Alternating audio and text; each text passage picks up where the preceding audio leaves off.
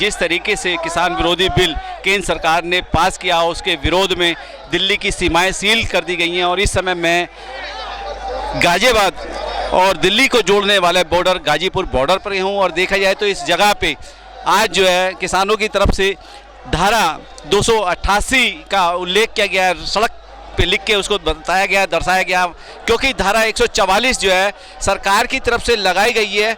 लेकिन किसान नेताओं का कहना है कि जब भी धारा 144 लगाई जाती है, चाहे वो किसी भी आंदोलन में हो, तो धारा 288 का वो इस्तेमाल करते हैं। धारा 288 के माध्यम से वो अपने हक अधिकार की बात कर सकते हैं, अपनी मीटिंग कर सकते हैं और एक जगह स्थिर होकर अपनी बातचीत कर सकते हैं। पूरे उत्तर प्रदेश के किसान यहाँ जो है गाजियाबाद के बॉर्डर, गाजीपुर बॉर्डर पे इकट्ठा हो चुके हैं। तमाम तरह के धरने प्रदर्शन यहाँ चल रहे हैं और चाहे वो हिंदू हो, मुस्लिम हो, सिख हो, ईसाई हो, किसी भी तरीके का कोई भी किसान है, किसी भी जाति धर्म से है, वो सब यहाँ पे जमा है। और यहाँ ये निरंतर जो है काफिला बढ़ता ही जा रहा है किसानों का। और मैं आपको बताना चाहूँगा कि एक तरफ जिस तरीके से किसानों ने मोर्चा संभाल के रखा हुआ है, उसी तरीके से यहाँ देख सकते हैं कि रैपिड एक्शन फोर्स ने भी अपना मोर्चा संभाला हुआ है, बीएसएफ ने भी मोर्चा संभाला हुआ है और 3 लेयर की बैरिकेडिंग यहाँ पे लगाई गई है। किसान हर तरीके से अपनी बात को मनवाने के लिए जो है निरंतर यहाँ किसानों का जमावड़ा जारी है।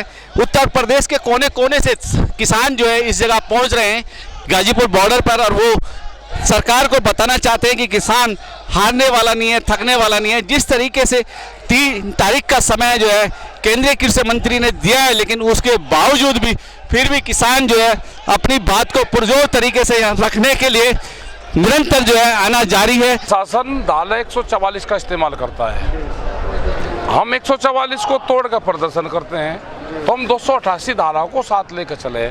इस धारा का इस्तेमाल देश में पहली बार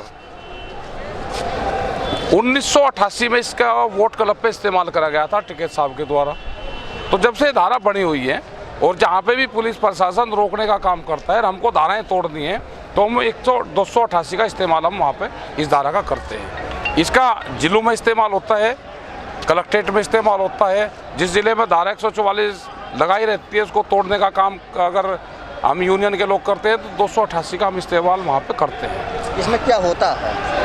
ये एक किस्म से मीटिंग करने की एक परमिशन होती है भारतीय किसान यूनियन को, कि हम उसमें मीटिंग कर सकते हैं। इसमें कोई गलत तरीके का लोग वो सक्रिय रहता है, पूरी चेतावनी इसमें रहती है। बाहरी जो असामाजिक तत्व है, जो डरा पत्थर मारने वाला है, वो इसमें नहीं जाता। पुलिस फोर्स का टकराव इसमें नहीं होता। भैया फोर्स उधर रहेगी, अपने वाले इधर रहेंगे, तो कोई दिक्कत ही नहीं। देश के संविधान और कानून को हम तो मानने वाले हैं, ये तो सरकार तो नहीं मान रही। उन्हें कहा कि देश का जो किसान है वो कोर्ट में नहीं जा सकता।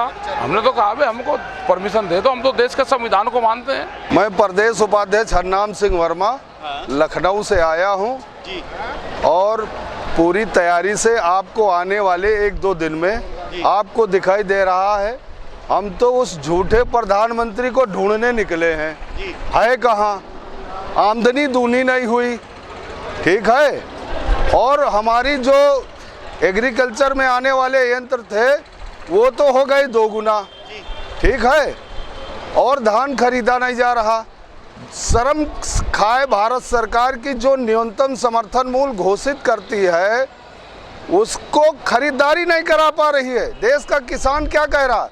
3 जो अध्यादेश आए, एक ही बात तो कह रहा कि भाई अध्यादेश लाए हो ठीक है, हमको उसमें एक लाइन बढ़ा दो कि ये जो न्यूनतम समर्थन मूल्य है ये गारंटी कानून है, इसको खरीदा जाएगा और जो एजेंसी जो विभाग नहीं खरीदेगा उसके खिलाफ मुकदमा लिखा जाएगा, जेल भेजा जाएगा, उसकी कुड़की की जाएगी।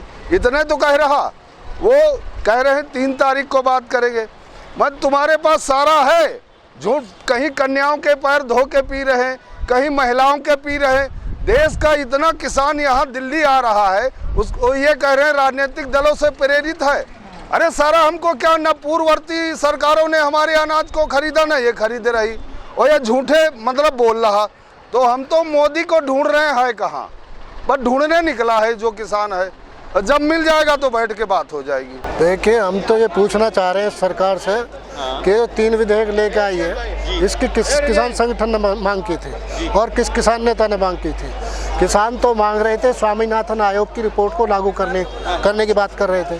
C2 फार्मूले के तहत अपनी फसल के दुगने दाम की बात कर रहे थे, उपज के दुगने दाम की बात कर रहे थे।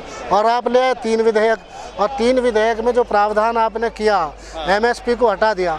आवश्यक वस्तु अधिनियम, खाद्यान्न से ज़्यादा, खाने से ज़्यादा और क्या आवश्यक वस्तु हो सकती है, आवश्यक वस्तु अधिनियम को आपने ख़त्म कर दिया। आपने कॉन्ट्रैक्ट फार्मिंग में किसान का विवाद हो जाए और जो उद्योगपति है, सरमाएदार है, वो यदि किसान की ज़मीन पे उसने मान लो बैंक से लोन ले लिया और फिर छोड़ कर भाग गया, तो उसका क्या होगा? ज़मीन तो जब्त करेगा बैंक, और उद्योग और तुम्हारी सुनवाई नहीं होगी कोर्ट में। कोर्ट में की सुनवाई पर आपने रोक लगा दी। SDM के यहाँ धक्के खाएगा, और SDM जो फैसला नहीं देगा किसान के पक्ष में, तो ये तो किसान की फसल और किसान की ज़मीन लूटने की साजिश है, षड्यंत्र है। और जो ये बार बार कहते हैं मोदी सरकार के हमने रास्ते खोल दिए, कौन सा रास्ता खोल दिया? साफ नज़र आ रहा है कि ये जो मंडी की ज़मीन है, हर शहर में, पूरे देश में मंडी की, शहरों में लाखों करोड़ रुपए की प्रॉपर्टी है जिस पर नज़र है मोदी की। हवाई अड्डे की तरह, ONGC की तरह, BPC की तरह, इन सबको भी वो बेचने के चक्कर में है। तो ये मंडी जब बिक जाएंगे तो किसान कहाँ खड़ा होकर अपनी फसल बेचेगा? कीमत पे किसी भी सूरत में किसान यहाँ से जाने वाला नहीं है और ना ही जाएगा। इतने किसान अपनी बात ना मनवा लेगा, किसी भी कीमत पे आर पार की लड़ाई लड़ेगा, यहाँ से जाएगा नहीं। मैं वही तो कह रहा हूँ, उनके लिए तो कोरोना काल, जो किसान एक अपनी बात रखना चाह रहा है तो उनके लिए तो कोरोना काल लगा हुआ है, उनके लिए कोई कोरोना काल लगा हुआ नहीं है। डाल के ये लोग ये सिर्फ झूठी राजनीति कर रहे हैं, जुमलेबाजी राजनीति कर रहे हैं ये।